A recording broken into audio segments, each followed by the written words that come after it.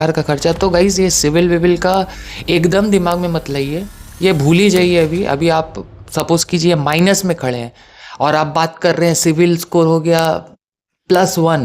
तो पहले तो आप माइनस से आपको जीरो में गम का खजाना तेरा भी है और मेरा भी, ये अफसाना तेरा भी है और मेरा भी। जैसे मैं हर वीडियो में कहता हूँ गाइस कि मैं कोई किताबी बातें बताता नहीं हूँ। मैं जो जो फेस करता हूँ, मैं जो जो फेस कर रहा हूँ लोन सेटलमेंट के दौरान, और मल्टीपल लोन्स जब से मेरे ऊपर हो गया था से लेकर अभी जब कुछ कुछ मेरा सेटलमेंट हो गया है और बाकी होने वाला है, मैं सारा जानकारी आप लोगों को इस चैनल से साझा करता हूँ। तो मेरी जिम्मेदारी ये भी बनती है गाइस कि हर एक इन्फॉर्मेशन जो मेरे पास है, जितना भी मेरे पास ज्ञान मैंने इकट्ठा किया है, जितना भी मैं पढ़ रहा हूँ, ये डीआरए का अभी मेरा एग्जाम होने वाला है, उसके ऊपर भी मैं स्टडी कर रहा हूँ। सो मैं एक एक जानकारी आपसे साझा करूँ। आज का वीडियो बहुत इंपॉर्टेंट होने वाला है, सो मैं रिक्वेस्ट करूँगा आप पूरा देखिएगा, क्योंकि वीडियो के दौरान मैं बहुत महत्वपूर्ण जानकारी आपको देने वाला हूँ। लोन सेटलमेंट का एडवांटेज क्या होता है और डिसएडवांटेज क्या हो सकता है, किनको लोन सेटलमेंट की तरफ जाना चाहिए और किनको लोन सेटलमेंट की तरफ ना जाएं, तो उनको क्या उपाय कर लेना चाहिए कि उनका सर से कर्ज का बोझ भी उतर जाए और उनका जो सिबिल स्कोर है वो भी सही रहे। तो सबसे पहले गाइस हम बात करेंगे लोन सेटलमेंट, जहां आपको इंस्टेंटली एक बोझ से, एक कर्ज के जाल से आज़ादी दे देता है। वहीं कुछ इसका जो नुकसान है जिसको आपको याद रखना पड़ेगा, जिसको आपको अपने माइंड में रखना पड़ेगा। सबसे पहला जो इसका नुकसान होगा गाइस, सिविल स्कोर का सत्यानाश। सिविल स्कोर कितना तक उतर सकता है? सिविल स्कोर 300 तक भी टच हो जाएगा गाइस। जो इनिशियल लेवल होता है ना, एकदम रेड मार्क आप देखते हैं सिविल में, वो हो जाएगा। क्योंकि जब आप लोन सेटलमेंट करवाते हैं तो बैंक को जो आपसे रकम लेना था, जो मूलधन प्लस ब्याज मिला के जो अमाउंट बैंक ने एक्सपेक्ट किया था, आप उतना नहीं चुका पाए, तो बैंक लिख देता है वहाँ पे सेटलमेंट, या किसी किसी के अकाउंट में लिखा हुआ आता है राइट ऑफ। सबका मतलब लगभग लगभग एक ही है कि आपने पूरा पैसा क्लियर नहीं किया है, आपने सिर्फ बैंक के साथ एक समझौता किया है, एक सेटलमेंट किया है, जिससे बैंक ने आपको प्रोवाइड कर दिया है एक नो ड्यू सर्टिफिकेट, एनडीसी भी बोलते हैं या एनओसी भी आप बोल सकते हैं, नो ऑब्जेक्शन सर्टिफिकेट, कि अब आपका रिश्ता उस बैंक के साथ जिसके साथ भी आपने सेटलमेंट किया है खत्म हो गया है। साथ ही गाइस दूसरे बैंक के साथ भी आपका रिश्ता, अनसिक्योर्ड लोन की अगर मैं बात करूं, जहां पे आप कुछ मॉर्गेज नहीं रखते, कुछ गिरवी नहीं रखते, वो बैंक के साथ भी खत्म हो गया। वो इसलिए क्योंकि सिविल जो ऑर्गेनाइजेशन है, जो हमारा क्रेडिट वर्दीनेस, कि हम बैंक से उधार प्राप्त करने की काबिलियत रखते हैं कि नहीं, वो रेटिंग देता है। और वो रेटिंग घटा दिया जाता है जब भी हम सेटलमेंट करते हैं। आपके जो भी ओल्ड लोन अकाउंट है, जिसको भी आपने सेटल करवाया होगा, उसके बगल पे वो लिख देते हैं सेटल्ड या राइट ऑफ।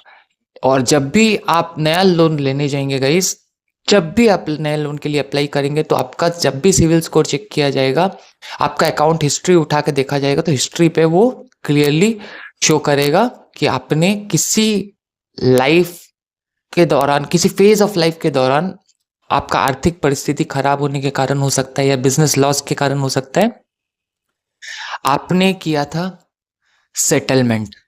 तो ये सबसे बड़ा नुकसान है। दूसरा नुकसान गाइस, जो मानसिक दबाव हम झेलते हैं, स्टार्टिंग फ्रॉम रिकवरी एजेंट्स का call, starting from recovery agents का होम विजिट, वो सारा मैं डिटेल्स आप लोगों को देता रहता हूँ। कैसे आपको अपना गाइडलाइंस पता रहना चाहिए, कैसे आपको आरबीआई का गाइडलाइंस पता रहना चाहिए, कैसे आपको लीगल राइट्स पता रहना चाहिए, तो आप इनसे बच सकते हैं, इनसे आसानी से नेगोशिएट कर सकते हैं कि भैया मेरा ऊपर हो गया है मल्टी लोन और मुझे तो फ्यूचर पे करना है सेटलमेंट, और आपको दिक्कत और ज़्यादा परेशानी नहीं होगी इनकी तरफ से और बैंक भी आसानी से आपसे सेटलमेंट कर लेगा।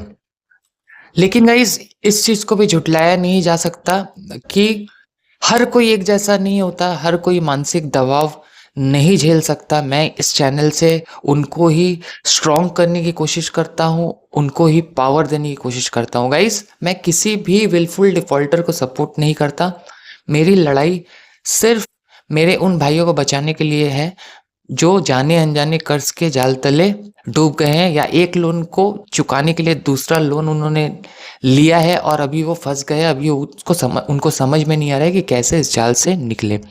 सबसे पहले अगर आपका अमाउंट छोटा है गाइस, सपोज कीजिए अंडर 1 लाख या अंडर 50,000 और सिंगल एक या दो बैंक से ही है, सबसे पहले आप अपना दिमाग में, मैं ये सजेशन आपको कभी नहीं दूंगा, ये दिमाग में आप रखिए कि फिर इन दोनों को भी आप नहीं चुका पा रहे हैं ना, तो तीसरा लोन ले लीजिए, फिर आप वो डेब्ट ट्रैप की तरफ बढ़ रहे हैं। मैं ये कभी नहीं बोल रहा हूँ। लेकिन अगर अमाउंट छोटा है, सो आपको जैसे मैंने बताया इस एपिसोड के दौरान कि आपका सिविल स्कोर लेकिन हमेशा के लिए खराब हो जाएगा। ठीक है, तो आपको क्या करना है, आपको कहीं से पैसे अरेंज करना है या दोस्तों से या रिलेटिव से, जो भी, अगर आपके पास कुछ एसेट्स है गाइस, जैसे बाइक्स हो गया, कार्स हो गया, आपको कुछ दिनों के लिए उनको डिस्पोज कर देना है। और ये दोनों छोटा जो लोन, अगर आपका छोटा लोन्स है तो उससे आपको बाहर निकल जाना है। सिविल स्कोर इससे आपका सही रहेगा। उससे आपका फायदा क्या होगा गाइस? फायदा ये होगा कि ऐसे तो मैं कभी रिकमेंड नहीं करता, क्योंकि जितना मार मैंने झेल लिया अपने लाइफ पे कि कोई लोन की तरफ जाए, लेकिन कुछ अच्छे लोन्स भी होते हैं गाइस, प्रोडक्टिव लोन्स भी होते हैं। सपोज कीजिए आपने एक सर्टेन बिजनेस करने के लिए आपको एक सर्टेन प्रॉफिट मिलेगा, आपको पता है, आपको उस बिजनेस पे भरोसा है, अपने काबिलियत पे भरोसा है, तो उस समय अगर आपको बिजनेस एक्सपेंड करने के लिए पैसे की जरूरत पड़ी तो बैंक आपकी मदद कर सकता है। दूसरा, आपको लो रेट ऑफ इंटरेस्ट पे, अगर आपका सिविल जितना अच्छा रहेगा, लो रेट ऑफ इंटरेस्ट पे आपको लोन मिलने की संभावना रहती है। और इमरजेंसी के दौरान भी आप फंडिंग के लिए बैंक की तरफ रुख कर सकते हैं। लेकिन अगर आप ऑलरेडी मल्टीपल लोन्स में फंसे हैं, आपका इनकम 10 है और आपका सिर्फ किश्त ही ज़्यादा है 20, ऊपर से संसार का खर्चा, तो गाइज ये सिविल विविल का एकदम दिमाग में मत लाइए, ये भूल ही जाइए। अभी अभी आप सपोज कीजिए माइनस में खड़े हैं और आप बात कर रहे हैं सिविल स्कोर हो गया +1। पहले तो आप माइनस से आपको जीरो में पहुंचना पड़ेगा, अभी आप माइनस में चले गए हैं। सिविल अभी अपना दिमाग से हटा लीजिए। अभी जीरो में पहुंचने का मतलब है सेटलमेंट, और अपना जो मानसिक शांति या अपने लाइफ का जो इम्बैलेंस अपने क्रिएट कर लिया है उसको फिर वापस पटरी पे लाना। और मानसिक शांति जब आपके पास आ जाएगी गाइस, आपका इनकम वैसे ही ऊपर जाएगा, आप वैसे ही प्रोडक्टिव सोचने लगेंगे और अपने फिनेंसेस को बहुत बेहतरीन तरीके से मैनेज करना सीख जाएंगे। बिकॉज आपको भी पता है कि नियर फ्यूचर आपको लोन नहीं मिलेगा। अब गाइस सबसे महत्वपूर्ण जानकारी कि क्या सिविल हमेशा के लिए खराब हो जाता है?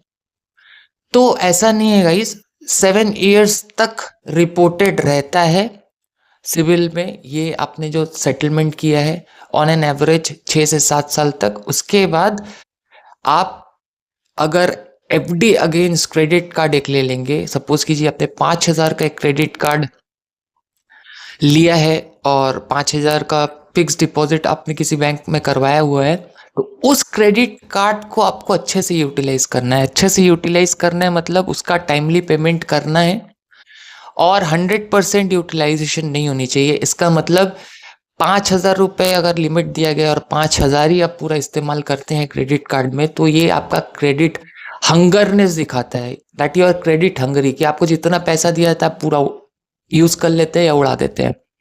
ऐसा नहीं करना है, आपको 2,500 ही निकालना है, 2,500 पड़े रहने देना है, या उससे भी कम निकालना है, 1,000 रुपये निकालना है, उसको टाइम से टाइम पेमेंट करना है। और उसके बाद एक और क्रेडिट कार्ड ले लेना है सेम फॉर्मूला से, 5,000 रुपए का एफडी के अगेंस्ट पे आप 4,000 या 3,000 का क्रेडिट कार्ड ले लीजिए, उसको भी वही 1,000 रुपये 1,500 आप निकालिए, उसको टाइम से पेमेंट कर लीजिए। पर्सनल यूज के लिए नहीं, सिर्फ आपका सिविल सुधारने के लिए। और उसके बाद भी जब आपका सिविल अप हो जाए तो आप उसको फिर ड्रॉप करवा सकते हैं या बैंक से कैंसिल करवा सकते हैं, क्योंकि ये दर्द ऑलरेडी आपने झेल लिया है। आप समझ गए हैं अभी कि लोन का जाल एक कितना गंदा जाल है जो जीते जी आपको नर्क की तरफ ढकेल लेता है। आपका लाइफ ऐसा हो जाता है गाइस कि आप फ्रस्ट्रेट हो जाते हैं, आप परेशान रहने लगते हैं, आपकी आइडेंटिटी तक समाज में बदलने लगती है। ये महत्वपूर्ण जानकारी, उम्मीद है आपको पसंद आया। अगर पसंद आया सच्चा सेवियर भैया के चैनल को लाइक, शेयर और सब्सक्राइब कर दीजिएगा और शेयर कीजिएगा हर उस इंसान के साथ जो फ्यूचर पे लोन लेने की सोच रहा है या जो ऑलरेडी कर्ज के जाल में डूबा हुआ है, या जो भी आपका रिलेटिव हो, दोस्त हो, रिश्तेदार हो, जिसके मुंह से आपने ये सारा चीज सुना है कि भाई मैं तो बहुत कर्ज के जाल में डूब गया हूँ, मैं बहुत परेशान हूँ, उनको काफी हेल्प मिल जाएगा। उम्मीद है ये एपिसोड पसंद आएगा। इस सच्चा सेवियर भी अब फिर आएगा नेक्स्ट किसी एपिसोड पे आपसे मिलने, आपका दुख दर्द बांटने और आपको सेटलमेंट सजेशन देने और कर्ज के जाल से उबारने। तब तक अपना रखिए ख्याल।